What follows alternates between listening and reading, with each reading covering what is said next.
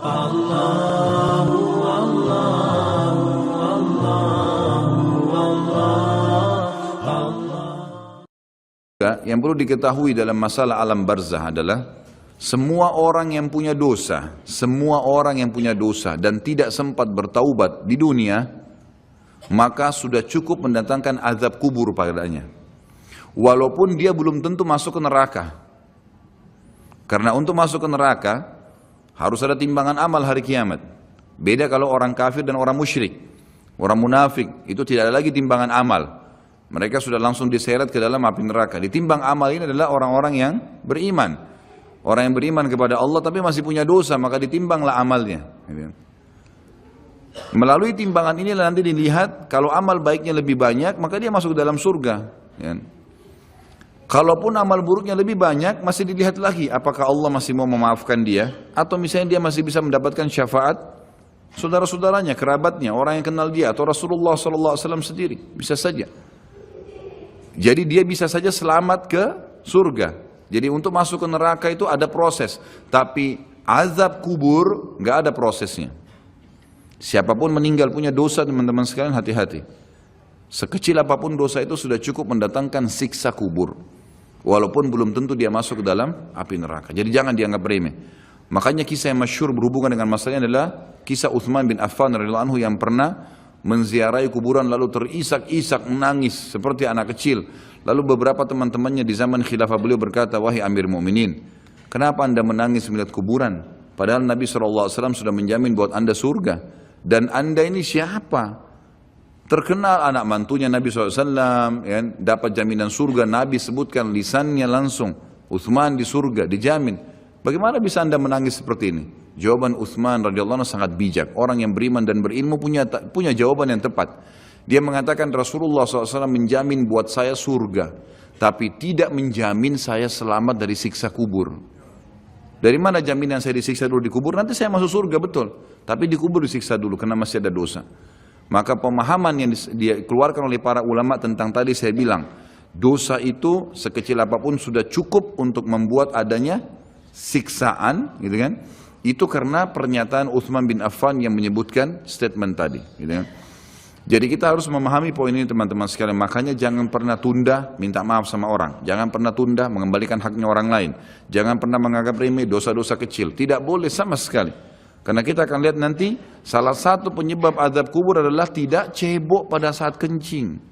Masalah kecil yang dianggap kecil oleh orang, gitu kan? Banyak orang anggap remeh. Maaf, banyak saudara-saudara kita yang membawa taksi, kendaraan umum di luar sana, kemudian kadang-kadang kita lihat di pinggir jalan kebelet kencing, main mampir sembarangan saja, ya, kencing sembarangan, tidak membersihkan dirinya, ini berbahaya, penyebab azab kubur. Kata ulama, kalau kencing saja itu sudah menjadi penyebab, bagaimana dengan buang air besar, bagaimana dengan orang junub tidak mandi, bagaimana dengan hal-hal yang lebih besar lagi, gitu kan? Karena memahami hukum-hukum syar'i seperti ini, kalau hal yang kecil saja dilarang, berarti hal yang besar lebih pantas untuk dilarang. Kalau hal kecil saja mendatangkan azab, berarti hal yang lebih besar lebih pantas mendatangkan azab. Jadi harus hati-hati, gitu kan? Kalau amal ibadah kecil kita kerjakan sudah besar pahalanya, bagaimana dengan amal yang wajib misalnya atau amal yang besar yang kita kerjakan? Kalau umrah fadilahnya besar, berarti haji lebih besar. Kalau sholat sunnah besar, tahajud, maka sholat 5 waktu lebih besar pahalanya, dan seterusnya. Jadi poin-poin ini dalam mukaddimah kita harus difahamin baik-baik, gitu kan? Terutama yang terakhir saya ucapkan tadi, hati-hati teman-teman sekalian. Saya juga tahu diri saya pasti punya salah, tapi saya mengajak diri saya dan jemaah sekalian untuk beristighfar kepada Allah, bertaubat. Jangan tunda pengembalian haknya orang lain, meminta maaf kalau punya kesalahan. Jangan tunda-tunda, jangan bilang nanti Idul Fitri baru saya minta maaf. Enggak ada perintah dalam agama seperti itu. Sebelum pejamkan mata nanti malam minta maaf semua. Dan orang cerdas adalah orang yang tidak menyiapkan musuh pada hari kiamat. Hati-hati. Jangan siapkan musuh siapapun dia. Jangan pernah caci maki orang lain, jangan pernah anggap remeh orang lain. Sampai Hasan Basri rahimahullah waktu ditanya tentang definisi tawadhu, apa itu tawadhu? Karena Nabi SAW mengatakan, jadi ulama-ulama di Irak sering kumpul membicarakan hal-hal yang mungkin bagi orang awam dianggap biasa gitu, tapi bagi mereka bobotnya besar. Ulama-ulama Irak berkumpul dan Hasan Basri juga hadir situ rahimahumullah. Lalu mereka berkata, malam ini kita diskusikan tentang definisi tawadhu. Karena Nabi SAW mengatakan man tawadhu lillahi rafa'ahullah dalam hadis sahih riwayat Imam Ahmad dan Abu Daud. Siapa yang bertawadhu kepada Allah, merendah karena Allah, Allah akan angkat derajatnya. Maka setiap orang ulama memberikan definisinya masing-masing, sampai akhirnya tiba di giliran Hasan Basri rahimahullah, mereka berkata, wahai, apa pendapat anda wahai ayahnya Abdullah? Ya, maka Hasan Basri mengatakan, kalian sudah memberikan banyak sekali definisi. Kalau menurut saya tawadhu ialah, jangan kau lihat siapapun muslim di depan matamu, ya, kecuali kau sudah langsung menanamkan dalam dirimu kalau dia lebih baik daripada kamu. Itu tawadhu. Siapapun dia, mau dia cuma mungut-mungut sampah di pinggir jalan, mau dia cuma ini, mau dia cuma itu, tetap kita harus menganggap dia lebih baik daripada kita, sehingga tidak ada celah untuk menganggap diri kita lebih baik. Dan akhirnya muncul kesombongan, karena hadis jelas. Hadis yang sahih mengatakan, siapa yang dalam hatinya seperti biji sawi dari kesombongan, maka tidak akan mencium bau surga. Berat, gitu kan? Makanya kita harus kemas diri kita dengan ketawadhuan itu. Misalnya kita merendah, maka harus ini, ya, kembalikan semua hak-hak orang, minta maaf. Kalau pernah mengambil barang orang yang tidak jelas, kembalikan. Kalau tidak, sedekahkan sejumlah itu. Semua selesaikan, jangan ada masalah. Ya, jangan pernah ada masalah, jangan siapkan musuh. Imam Bukhari rahimahullah pernah berhenti berburu hanya karena meleset anak panahnya kena pagar tetangganya, gitu kan? Diajak teman-temannya, kita memanah yuk, berburu. Beliau senang berburu. Kemudian pada saat beliau lagi latihan panah, ternyata anak panahnya sempat mencuil sedikit pagar kayu tetangganya. Lalu dia panggil gulamnya, gulam ini kayak pembantunya, sampaikan ke teman-teman saya kalau saya tidak jadi memanah, saya tidak jadi berburu, dan sampaikan kepada tetangga kalau Bukhari minta maaf. Muhammad namanya tentu, Muhammad minta maaf, gitu kan? Sampaikan dan siap mengganti pagar yang rusak itu. Begitu pembantunya Imam Bukhari datang ke tetangga tersebut lalu berkata, ya, Syekh Imam Bukhari menyampaikan maaf karena pagar anda tercuil, diperlihatkan. Lalu tetangganya tersenyum dan berkata, jangankan pagar saya, rumah saya semua buat Imam Bukhari. Saya tidak perhitungan dengan masalah itu. Waktu pembantunya Imam Bukhari kembali ke rumahnya, apa yang terjadi? Lihat orang soleh dan orang beriman, tahu dan yakin dengan adanya siksa dan azab kubur, tahu ada akhirat dan hisab. Maka apa yang terjadi? Imam Bukhari sujud syukur kepada Allah, kemudian bersedekah sekian ribu dirham, hanya karena tidak jadi ada musuh dari tetangga yang dia cuilkan pagarnya. Coba teman-teman, berapa banyak sendal yang antum injak? Hah? Berapa banyak air yang kepercik kena orang lain? Berapa banyak ini, berapa banyak itu? Berapa banyak yang kita anggap remeh mengambil karena teman punya dan seterusnya. Ini hati-hati, jangan siapkan musuh hari kiamat. Azab kubur datang kepada siapapun yang masih punya dosa. Dan dosa ada hubungannya dengan Allah subhanahu wa ta'ala, ada hubungannya dengan makhluk. Kalau berhubungan dengan Allah azza wa jalla, kita bertaubat kepada Allah. Allah maha pemurah, dia akan terima taubat hamba-hambanya asal ikhlas. Tapi dengan makhluk nggak bisa, mencuri, menggunjing, memfitnah, ya, mengambil, memakan, ya, merusak namanya orang lain. Ini nggak boleh. Ini harus selain taubat kepada Allah, meminta maaf kepada orangnya. Nah, ini tidak boleh ditunda ini. Nggak ada gengsi di sini. Jadi ini manfaat yang sangat besar dalam mukaddimah pembahasan masalah azab kubur. Kita dengarkan dalilnya. Dalil-dalil naqli secara wahyu disebutkan oleh Syekh Abu Bakar rahimahullah. Yang pertama, berita dari Allah subhanahu wa ta'ala tentang kenikmatan dan azab kubur. Seperti di dalam firman-Nya disebutkan, surah Al-Anfal ayat 50-51, A'udzu billahi minasyaitonir rajim, walau tara idh yatawaffal ladina kafarul malaikatu yadribuna wujuhahum wa adbarahum wa dhuqu adzabal hariq. Dzalika bima qaddamat aydikum wa anna Allah laisa bidhallamin lil 'abid. Kalau kamu melihat, kalau seandainya kalian bisa melihat, kata Allah azza wajal, bagaimana para malaikat mencabut jiwanya orang-orang kafir dan memukul, seraya memukul muka dan belakang mereka, bokong mereka. Dan dikatakan pada saat itu, rasakanlah oleh kalian siksa neraka yang membakar. Tentulah kalian akan merasa ngeri. Demikian itu disebabkan oleh perbuatan tangan kalian sendiri. Sungguhnya Allah sekali-kali tidak menganiaya hambanya. Kata ulama tafsir yang dimaksud adalah pada saat dicabut ruhnya, dihantam wajah dan bokongnya, kemudian dirasakan rasa panas. Pada saat dimasukkan ke kuburan, dia akan merasakan juga panasnya api sampai dibangkitkan pada hari kiamat. Ini makna tafsir dari ayat. Juga dihubungkan dengan yang lainnya adalah Allah subhanahu wa ta'ala menutup ayat ini sambil berkata, itu karena perbuatan tangan kalian sendiri. Kata ulama tafsir, Allah azza wa jalla dengan kemahamurahannya, walaupun orang kafir, Fir'aun menantang Allah menganggap dirinya Tuhan, masih didakwahi dan sampai detik terakhir sebelum dia ditenggelamkan masih diberikan kesempatan untuk taubat. Makanya kata Nabi SAW, wala yahliku illa halik. Tidak ada orang yang masuk neraka kecuali orang yang bobrok. Karena sampai dia mau meninggal, sinyal Allah terus datang untuk taubat. Baik dari lisannya orang lain kah, fenomena yang terjadi kah, ada saja. Maka orang yang cerdas harus bisa mengambil pelajaran. Teman-teman, ulama juga menitikberatkan begini. Setiap azab Allah akan datang yang besar, Allah selalu datangkan azab yang kecil sebagai peringatan. Sebelum seseorang itu rubuh hotelnya, terbongkar aibnya karena dia berzina, akhirnya dibuka orang seluruh dunia bisa melihat, maka pada saat pertama dia mau berzina, Allah Subhanahu wa taala tanamkan rasa takut dalam dirinya, khawatir ketahuan. Tangkap tak sinyal itu? Enggak, tetap ngotot jalan. Baik, setelah itu Allah Subhanahu wa taala buat pasangannya telepon. Ada temannya telepon, gitu kan? Atau pasangan yang sedang dia akan ini juga begitu. Tetap juga tidak mau. Maka mungkin digerebek pada saat dia masuk di hotel, kemudian ketahuan, dipublikasikan oleh polisi. Masih juga diulangin, maka sekalian Allah rubuhkan tempat itu dengan gempa, kemudian terbongkar lebih besar aibnya. Seperti pernah terjadi di Mesir begitu. Akhirnya rubuh sebuah hotel yang memang selalu dipakai untuk zina, dan banyak sekali, subhanallah, dengan hikmah Allah, orang-orang yang berzina meninggal sementara mereka lagi berzina dan tidak rusak badannya di hotel itu, sementara hotelnya hancur. Allah datangkan azab yang besar setelah datang tahapan-tahapan yang kecil. Harus sadar, Allah juga datangkan keimanan yang sangat besar setelah kita berusaha mendatangi iman-iman yang kecil, gitu kan? Berbuat dulu amal-amal soleh, nanti Allah akan datangkan keimanan. Terus kita jaga, akan datang keimanan yang besar sekalian, yang akhirnya kita sudah betul-betul siap untuk berkorban di jalan Allah Subhanahu wa taala.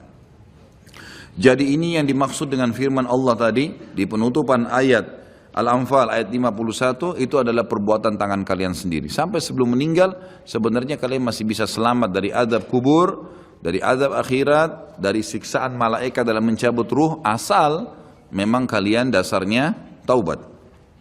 Kemudian firman Allah Subhanahu wa taala juga di dalam surah Al-An'am ayat 93 sampai 94. A'udzu billahi minasyaitonir rajim, walau tara idz zalimuna fi gamaratil mauti wal malaikatu basitu aydihim akhriju anfusakum al-yawma tujzauna 'adzabal huni bima kuntum taquluna 'alallahi ghairal haqqi wa kuntum an ayatihi tastakbirun. وَلَقَدْ جِئْتُمُونَ فُرَادًا كَمَا خَلَقْنَاكُمْ أَوَّلَ مَرَّةٍ وَتَرَكْتُمْ مَا خَوَّلْنَاكُمْ وَرَاءَ ظُهُورِكُمْ وَمَا نَرَى مَعَكُمْ شُفَعَاءَكُمُ الَّذِينَ زَعَمْتُمْ أَنَّهُمْ فِيكُمْ شُرَكَاءُ لَقَدْ تَقَطَّعَ بَيْنَكُمْ وَضَلَّ عَنْكُمْ مَا كُنْتُمْ تَزْعُمُونَ.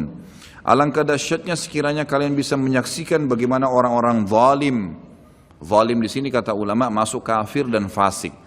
Fasik ini muslim, masih banyak dosanya, tidak sempat taubat. Kalau kalian bisa melihat bagaimana pada saat mereka berada dalam tekanan-tekanan sakaratil maut, proses dicabutnya ruh, sedang para malaikat memukul dengan tangannya sambil berkata, keluarkan nyawa kalian. Di hari itulah kalian akan dibalas dengan siksaan yang menghinakan. Siksaan mulai dari cambukan malaikat, masuk di alam barzakh, kemudian nanti di akhirat. Karena kamu selalu mengatakan terhadap Allah perkataan yang tidak benar, dan karena maksudnya setiap kali diingatkan ini Allah larang loh, nggak apa-apa, ini Allah perintahkan, ya sudah kamu aja yang kerjain. Selalu berkata yang tidak benar terhadap Allah. Dan juga kamu selalu menyombongkan diri terhadap ayat-ayatnya. Dan sesungguhnya kalian datang pada kami pada saat ini sendirian, sebagaimana kami ciptakan pada mulanya.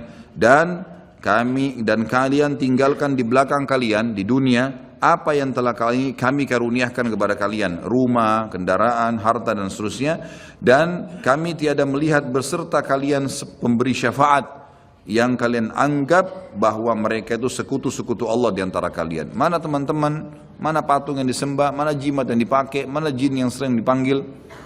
Kata Allah, tidak ada mereka semuanya. Sungguh telah terputuslah pertalian antara kalian dan telah lenyaplah dari kalian apa yang dahulu kalian anggap sebagai sekutu Allah. Ayat ini menjelaskan kepada kita ada proses kematian dan pindahnya ke alam barzah. Kemudian surah At-Taubah ayat 101 berbunyi, a'udzubillahi minasyaitonirrajim, sanu'adzibuhum marrataini thumma yuradduna ila 'adzabin 'adzim. Nanti mereka akan kami siksa 2 kali, kemudian mereka akan dikembalikan pada azab yang besar. Di sini dimaksud kata ulama tafsir, kami akan berikan mereka azab 2 kali di alam barzah dan di alam akhirat bagi orang-orang yang kafir. Ya. Ini berarti penyebutan ada 2 kali siksa, di alam kubur ada siksa dan juga ada di akhirat nanti. Kemudian surah Ghafir ayat 46, ini cerita Allah SWT sampaikan tentang Fir'aun. Disiksa dulu di alam barzah, baru kemudian dimasukkan ke neraka. Jadi 2 kali juga diazab. A'udzu billahi minasyaitonir rajim. An-naru yu'raduna 'alaiha ghuduwan wa 'ashiyya wa yawma taqumus sa'atu adkhilu ala fir'auna ashaddal 'adzab. Kepada mereka ditampakkan neraka pada pagi dan petang di kuburannya. Dan pada hari terjadinya kiamat dikatakan kepada malaikat, masukkanlah keluarga Fir'aun dan kaumnya ke dalam azab yang sangat keras.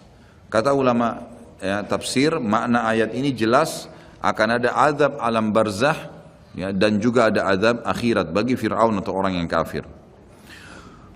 Bagi orang-orang yang beriman, Allah Subhanahu wa taala akan memudahkan mereka menjawab pertanyaan malaikat di kuburan. Dan itu Allah sebutkan dalam surah Ibrahim ayat 27. Berarti ada proses di alam barzah. Kalau tadi orang-orang kafir dan fasik itu tersiksa, maka ini adalah orang-orang beriman bisa menjawab pertanyaan. Kata Allah Subhanahu wa taala, a'udzubillahi minasyaitonir rajim, yutsabbitullahu alladhina amanu bil qawli tsabiti fil hayatid dunya wa fil akhirah wa yudhillullahu adh-dhalimin wa yaf'alullahu ma yasha'.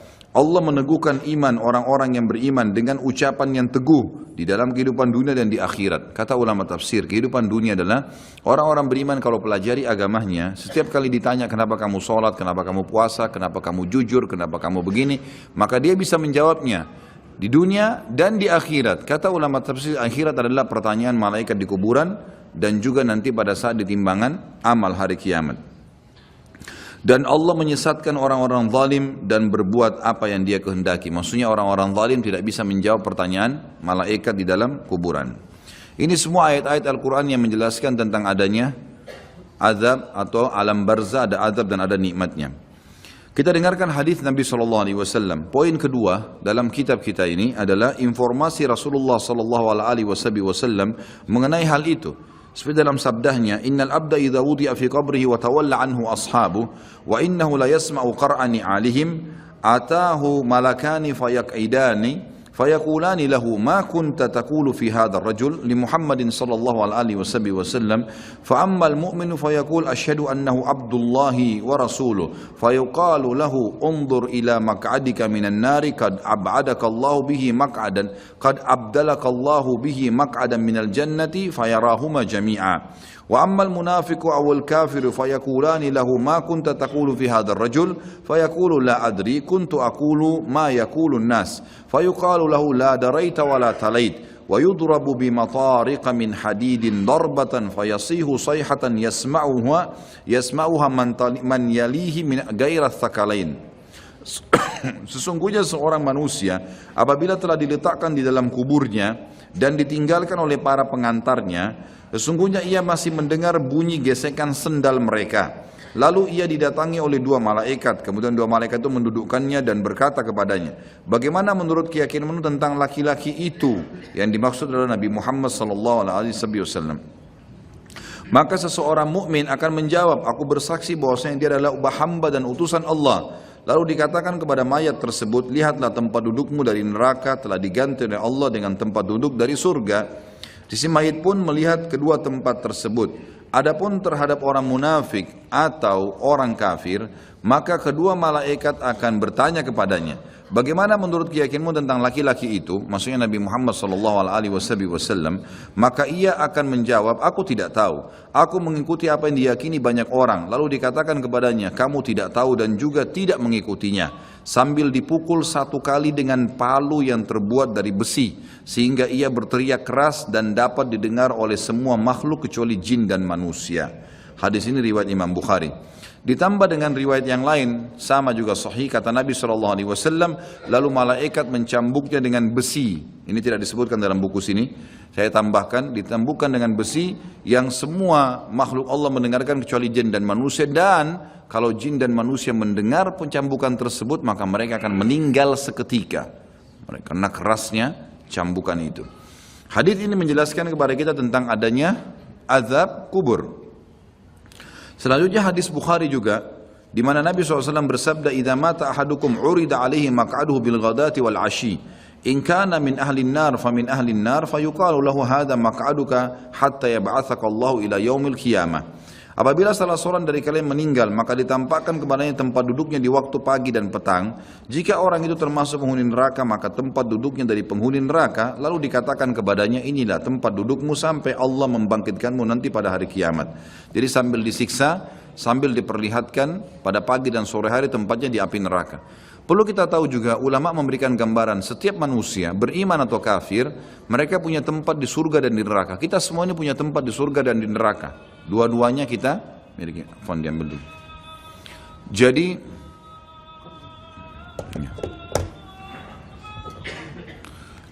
Jadi kita semua ini punya tempat di surga dan di neraka. Punya tempat di surga dan di neraka. Kalau seseorang mukmin meninggal dunia, maka tempatnya di surga ditempati oleh dia dan tempat di neraka diberikan kepada orang kafir. Kalau dia meninggal dalam keadaan kafir, atau dia munafik, atau dia musyrik, kekal di api neraka, maka dia akan mendapatkan tempatnya di neraka dan tempat yang di surga diberikan kepada orang-orang yang beriman. Karena hadis ini menjelaskan kepada kita, tempatnya diberikan yang di neraka misalnya, tempatnya diberikan yang di surga, gitu kan, diberikan, maka diberikan kepada dia tempat yang layak dia dapatkan. Kalau dia beriman tapi masih punya dosa, layak masuk neraka dulu, maka dia akan tempati tempatnya di neraka. Setelah dosanya bersih baru dia masuk ke dalam surganya. Seperti itu memahami makna daripada hadis tadi. Kemudian juga ada hadis yang lain, tidak disebutkan dalam buku ini, saya sebutkan, kata Nabi SAW, kalau seseorang mukmin meninggal dunia maka akan datang kepadanya 3 sosok malaikat. 2 malaikat rahmat kiri kanan membawa kain kafan dari surga, dan 1 malaikat maut di ubun-ubun kepalanya yang mengatakan kepadanya, hai jiwa yang baik, kembalilah kepada rahmat dan pengampunan Tuhanmu. Maka ruhnya keluar lebih mudah daripada air dari mulut kendi. Kemudian ditangkap oleh malaikat rahmat dan dibungkus dengan kain kafan dari surga, lalu dibawa ke langit. Begitu menembus 7 lapis langit, setiap malaikat di langit berkata kepada malaikat rahmat, siapa ini? Sungguh mulia ruh ini. Kata Nabi SAW, karena ruhnya mengeluarkan wangi yang lebih wangi daripada bau kasturi. Dan insya Allah mudah-mudahan kita termasuk di sini. Lalu berkata Nabi SAW, semua malaikat berkata, semoga Allah membuat ruh ini lewat di sisi kami. Lalu sampai di langit ke-7, terdengar suara dari langit, ini tidak dijelaskan, Allah langsung yang menyampaikan atau malaikat yang menyampaikan pesan Allah.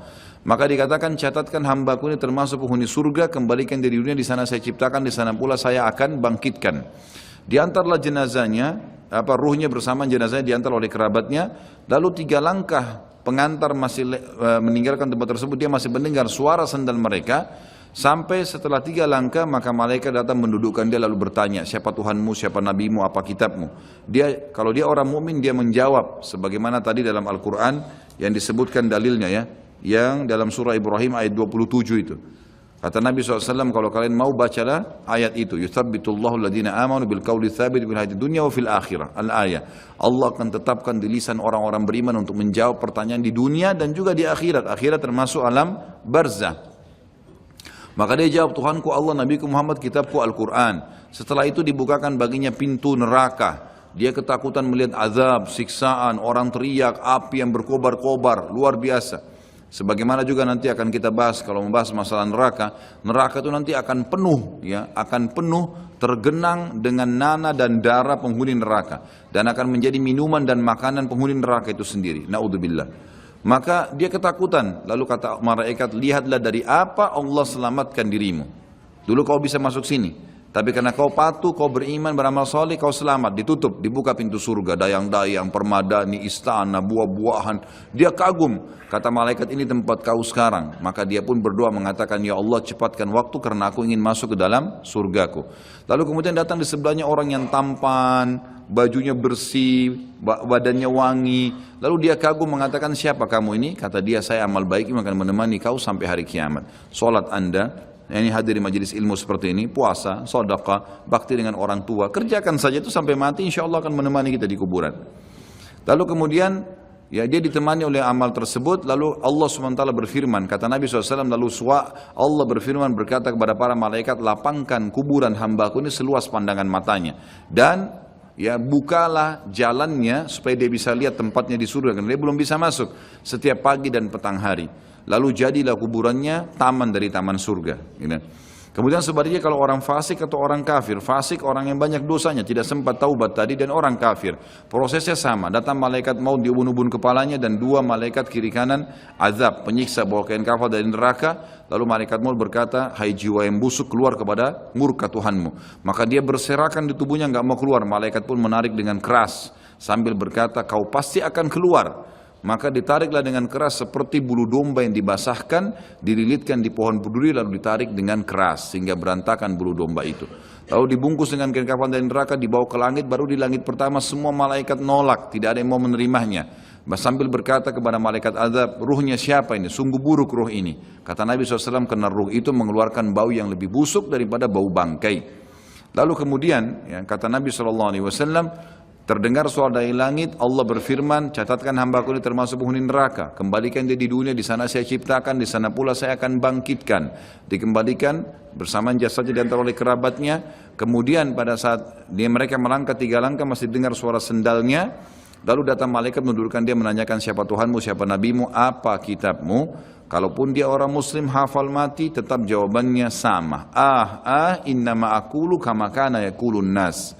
Saya nggak tahu, saya cuma ikut-ikut dulu orang bilang apa. Dibukakan baginya pintu surga, dayang-dayangnya, permadadinya, semua fasilitas yang luar biasa. Dia kagum, kemudian malaikat mengatakan, lihat dari apa kamu haramkan dirimu. Kamu bisa masuk sini, tapi kamu yang tidak mau. Ya. Lalu ditutup, dibuka pintu neraka, azab, teriak-teriak orang yang disiksa. Lalu dia ketakutan, kata malaikat, ini tempat kamu sekarang, tidak bisa kamu lari darinya. Maka dia berdoa mengatakan, ya Allah jangan cepatkan waktu karena aku tidak ingin masuk ke dalam nerakaku. Datang di sebelahnya orang yang tampangnya buruk, badannya tidak baik, menakutkan. Lalu dia mengatakan, siapa kamu ini? Dia mengatakan, saya amal burukmu yang menemani kau sampai hari kiamat. Zinahnya, dustanya, ribanya, durhaka dengan orang tua, ini semua perbuatan buruk. Harus taubat, kalau tidak akan menemani di kuburan. Na'udzubillah. Lalu kemudian kata Nabi SAW menutupan hadis Bukhari, Allah mengutus kepadanya malaikat yang tidak punya pendengaran dan penglihatan, yang membawa besi, sebuah besi. Kalau besi itu seluruh jin dan manusia bersatu untuk membalikkan saja, mereka tidak akan mampu. Lalu dihantamkan ke orang ini sampai dia hancur, kemudian diulangi lagi, begitu terus sampai hari kiamat. Riwayat lain mengatakan juga, riwayat Bukhari penutupannya, Allah subhanahu wa ta'ala membuat dinding kuburannya menjepit sampai tulang rusuknya seperti ini, kemudian diulangi lagi. Ulama hadis menggabungkan kedua hadis, berkata dia sambil dipukul sambil dijepit, hancur, diulangi lagi, begitu terus sampai hari kiamat. Jadi ini na'udzubillah azab kubur yang sudah disampaikan oleh Nabi SAW. Bersyukurlah teman-teman, kita sudah tahu dari sekarang, ya tinggal bagaimana menjaganya. Nabi SAW dalam hadis yang lain riwayat Bukhari juga selalu berdoa agar dijauhkan dari kuburan. Sebagaimana doa sebelum salam, Allahumma inni a'udzubika min adabil qabri wa min adabin nari wa min fitnatil mahya wal mamati wa min fitnatil masih dajjal. Ya Allah, sungguhnya aku berlindung kepadamu dari adab kubur, dari adab neraka, dari cobaan fitnah kehidupan dan kematian, serta dari fitnah masih dajjal. Dalil terakhir kita baca, baru kemudian azan, adalah saat Nabi SAW melewati 2 kuburan. Di dalam hadis Bukhari juga beliau bersabda lewati kuburan tersebut, innahuma yu'adzabani wa ma yu'adzabani min kabir. Kedua penghuni kuburan ini sedang disiksa, dan mereka disiksa bukan pada hal yang dianggap besar oleh manusia. Thumma qala bala amma ahaduhuma. Lalu beliau berkata, sebenarnya itu bisa dikategorikan dosa besar. Kalau salah seorang dari mereka fakana yas'a bin namima, karena suka mengadu domba, wa ammal akharu fakana la yastatiru min bauli, yang satunya lagi tidak bersuci pada saat dia sedang kencing. Yang terakhir dalil nakli adalah poin ketiga, berimannya jutaan para ulama, orang-orang soleh dan orang-orang mukmin dari umat Nabi Muhammad SAW dan umat-umat yang lain kepada adanya azab kubur dan kenikmatannya serta segala apa yang diriwayatkan berkenaan dengannya. Silakan azan dulu, insyaallah baru kita lanjutkan. Atau kiamat mempunyai konsekuensi iman kepada adanya azab dan kenikmatan kubur. Kalau kita sudah bahas di pasal-pasal sebelumnya, beriman kepada Allah di 4 pasal, dan beriman kepada malaikat-malaikat di pasal kelima, kemudian terus beriman kepada kitab-kitab, maka ini ada juga beriman kepada hari kemudian yang sudah kita bahas sebelumnya.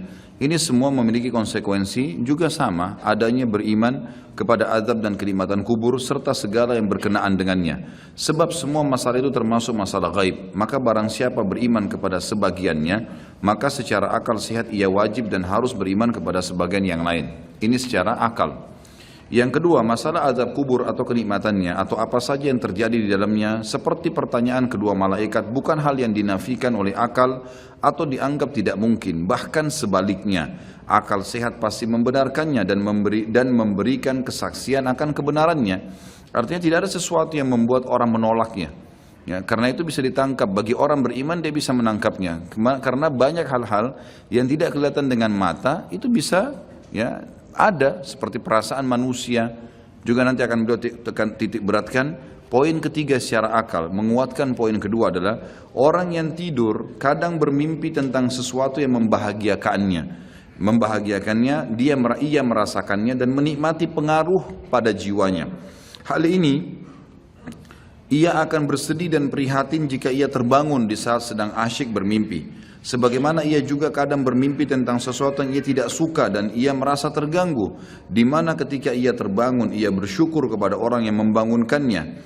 Kalaulah ada seseorang yang membangunkan di saat ia sedang merasakan kenikmatan atau merasa terganggu di dalam tidurnya yang benar-benar sedang terjadi pada jiwanya, bahkan ia terpengaruh dengannya, padahal itu adalah hal yang tidak dapat diketahui dengan mata atau tidak kelihatan dengan mata telanjang dan tidak dapat kita saksikan secara kasat mata dan tidak pula ada seorang yang mengingkarinya. Maka bagaimana azab kubur dan kenikmatannya diingkari padahal ia sangat mirip dengan mimpi? Atau kesimpulannya adalah, ini sebagai penutup poin ketiga terakhir, adalah kata para ulama, orang yang hidup di dunia pada saat dia meninggal seperti orang yang bangun dari tidur. Jadi pada saat dia tiba-tiba melihat malaikat maut datang, maka seperti orang yang tidur kaget. Disitulah dia melihat kehidupan yang sebenarnya. Malaikat datang mencabut ruhnya, semua fakta yang disampaikan secara wahyu dia akan lihat. Dan semenjak itu dia akan menghadapi kehidupan yang abadi, tidak ada lagi kematian, karena mati cuman satu kali. Jadi seperti orang yang baru bangun tidur dan akhirnya dia kaget, seperti itulah orang yang menghadapi kematian.